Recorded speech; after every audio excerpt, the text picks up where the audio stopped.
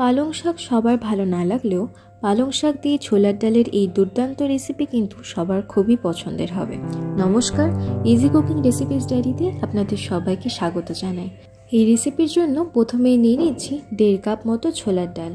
এরপর ছোলার ডাল ভালো করে জল দিয়ে ধুয়ে জল ঝরিয়ে নিচ্ছি।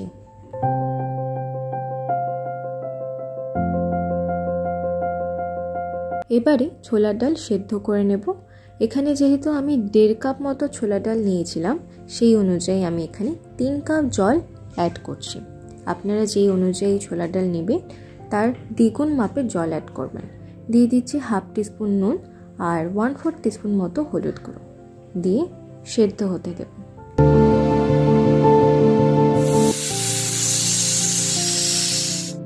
এবারে কড়াইয়ে 2 টিস্পুন সর্ষের তেল গরম করে নিয়ে তাতে একটি শুকনো লঙ্কা, একটি তেজপাতা, 2টো এলাচ এবং দারচিনি দিয়ে একটু নাড়িয়ে নিচ্ছি। এবারে এতে দিয়ে দিচ্ছি 1/2 টিস্পুন জিরে।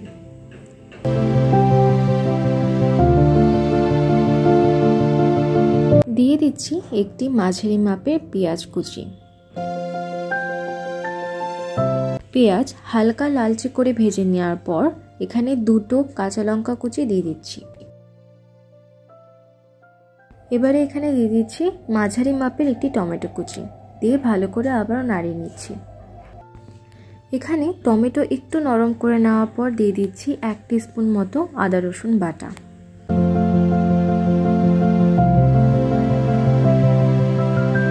মশলা কিছুক্ষণ নাড়িয়ে নেওয়ার পর এতে দিয়ে দিচ্ছি 1/2 টিস্পুন হলুদ গুঁড়ো, স্বাদ মতো নুন, 1/2 টিস্পুন জিরে গুঁড়ো, 1/2 টিস্পুন ধনে গুঁড়ো আর 1/2 টিস্পুন মতো শুকনো লঙ্কা গুঁড়ো।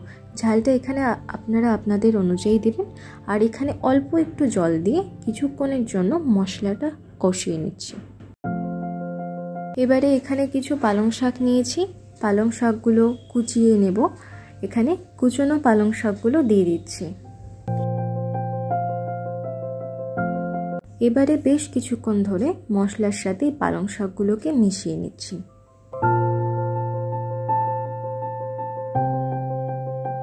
বেশ কিছুক্ষণ পর এখানে পালং শাকগুলো একদম নরম হয়ে গেছে আর অন্যদিকে এখানে আমার ডাল একদম সেদ্ধ হয়ে গেছে। এবারে এই সেদ্ধ ডাল ওই পালং শাকের মধ্যে দিয়ে দিব। সেদ্ধ ডালের সাথে এখানে খুব সামান্য পরিমাণে আমি জল অ্যাড করলাম, দিয়ে ভালো করে সব কিছু এবারে আবার মিশিয়ে নিচ্ছি।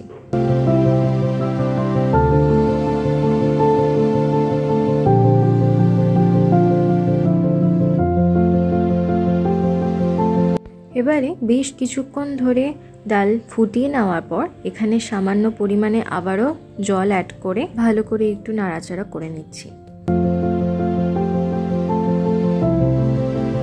নাড়াচাড়া করে নেওয়ার পর আবারও ডালটা কিছুক্ষণের জন্য ফুটিয়ে নেব এবং আমরা অন্যদিকে একটা স্পেশাল তড়কা রেডি করে নেব, যে তড়কা কিন্তু এই ডালে একটা অন্যরকম স্বাদ এনে দেবে।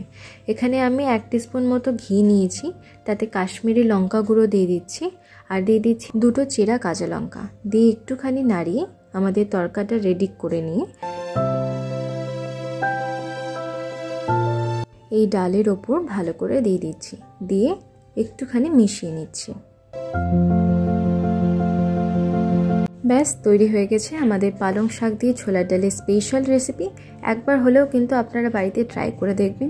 রেসিপিটি কেমন লাগলো তা আমাকে কমেন্টে জানাবেন। যদি ভালো লেগে থাকে তবে লাইক করবেন, বন্ধুদের সাথে শেয়ার করবেন আর আরও এরকম রেসিপি পেতে আমার চ্যানেলটা সাবস্ক্রাইব করে আমার পাশে থাকবেন। ধন্যবাদ সবাইকে।